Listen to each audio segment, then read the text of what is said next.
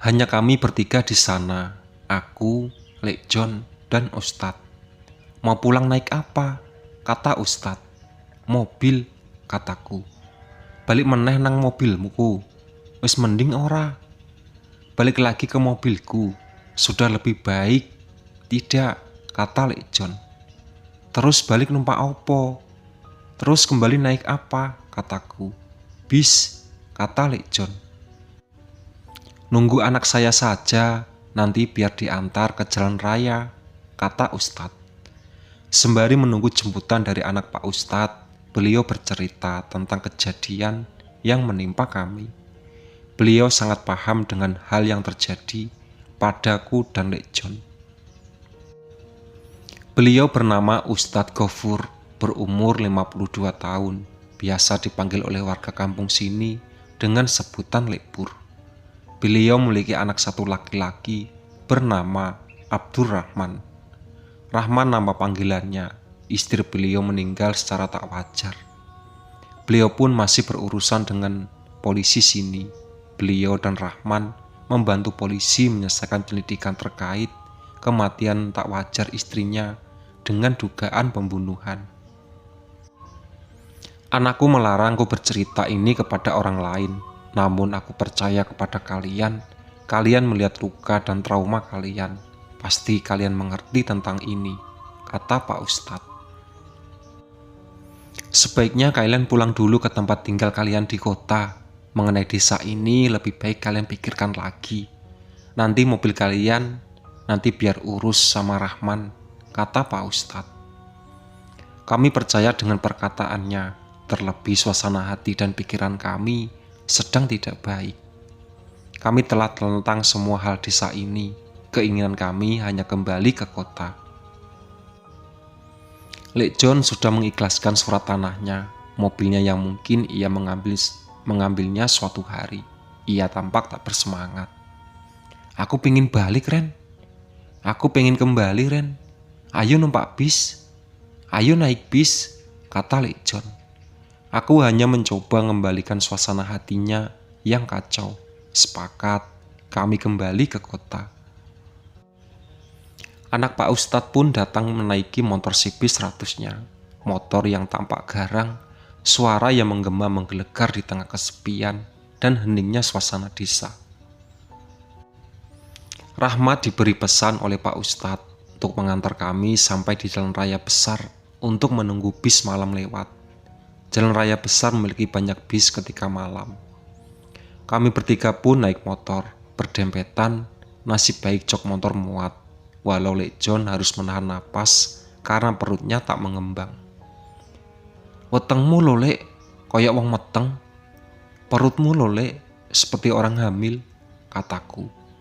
Ini sudah six pack, Ren, kata Lek John. Assalamualaikum, kula budal, kata Rahman. Waalaikumsalam, kata Pak Ustadz. Suara motor kencang melaju di dalam desa, membuat kengerian desa menjadi hilang. Melintasi kegelapan jalanan dengan sawah di kanan kiri, lampu motor bersinar dengan gagah. Kami sampai di jalan raya besar. Benar saja tak bis lama yang ku tunggu pun tiba. Kami melambaikan tangan bis dan tersebut mengeram. Kami pun berpamitan ke Rahman. Suwun ya mas, suwun banget, titip mobilku ya mas, iki kuncine. Siap pak, siap kulo jogo. Matur suwun mas, sampun diterne.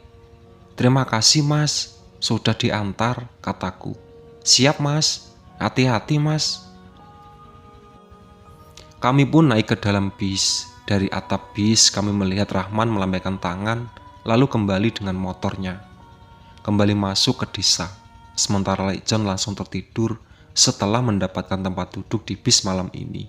Aku masih terjaga dari tidurku sekali aku melihat ke arah jendela kaca bis. Tak menyangka desa yang kudatangi hari ini masih menyimpan banyak orang baik seperti Ustadz dan anaknya. Kembali pulang ke kota kelahiranku, bis berhenti di perhentian terakhir terminal yang terbesar di kotaku. Ku membangunkan Lek John lalu mencari kendaraan yang dapat mengantarkan ke rumah. Kami menaiki bis dalam kota untuk menuju pulang ke rumah.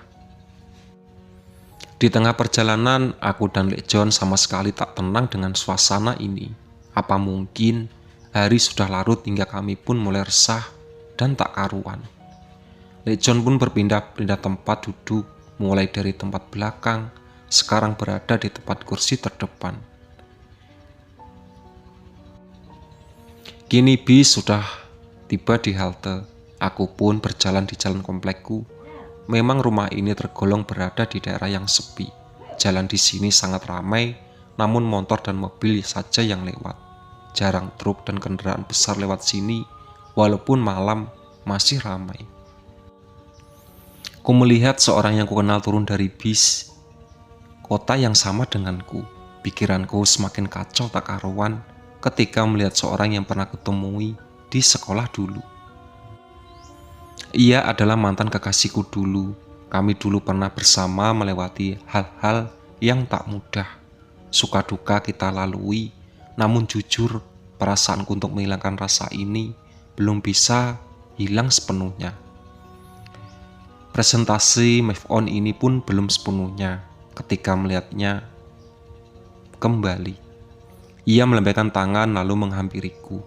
"Hei, apa kabar? Lama gak ketemu," kata Siska. "Aku baik," kataku.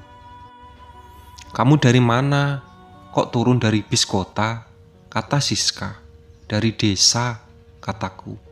"Aku juga habis dari desa," kata Siska. "Ayo Ren, pulang," kata Lek John. "Ya udah, pamanku sudah manggil, aku duluan," kataku.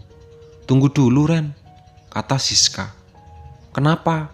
kataku. "Besok Minggu, memang dadakan sih, aku mau ngundang kamu, datang ya," kata Siska. "Minggu depan," ku berkata dalam batinku. "Kalau bisa, kalau ada waktu datang ya," kata Siska. Tersenyum sambil memberikan undangan pernikahannya. "Besok ya," kataku. "Iya, datang ya," kata Siska.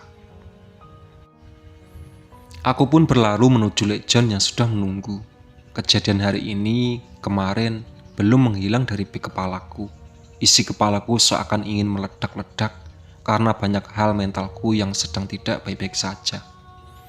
Sementara datang lagi desa itu, sekarang seorang yang masih ada di dalam hatiku pun pergi. Kisahku dan kisahnya seperti begitu saja berakhir. Ingin rasanya untuk terus terang bahwa aku masih ingin bersamanya. Tak tahu setting apakah yang terjadi dalam kisahku. Rasa ini tak bisa kujelaskan dengan kata-kata. "Bajingan," teriakku. Loh, kowe kenapa toh?" kata Lek John. Aku terdiam berkata, "Asu," kata Lek John. "Iya Lek, asu ancene," kataku. "Ayo melayu Ren, asune gede-gede iku.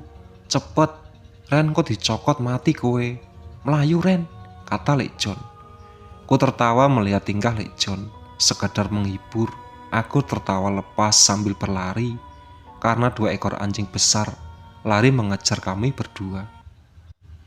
Sepanjang jalan kami berlari di tengah malam. Tanpa sadar kami terus berlari.